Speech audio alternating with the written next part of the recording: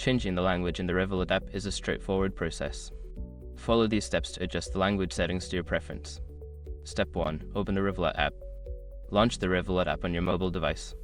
Ensure you are logged into your account to access the settings. Step 2. Go to Profile Settings. Tap on the profile icon or the account tab located at the bottom of the screen. This will take you to your account settings. Step 3. Access Language Settings. Scroll down to find the language option within the settings menu. Tap on it to view the available language options. Step 4. Select your preferred language.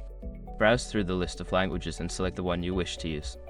The app will automatically update to reflect your choice. Step 5. Restart the app if necessary. If the language does not change immediately, close the app completely and reopen it. This ensures that the new language setting is applied. Now you can enjoy using the Revolut app in your preferred language.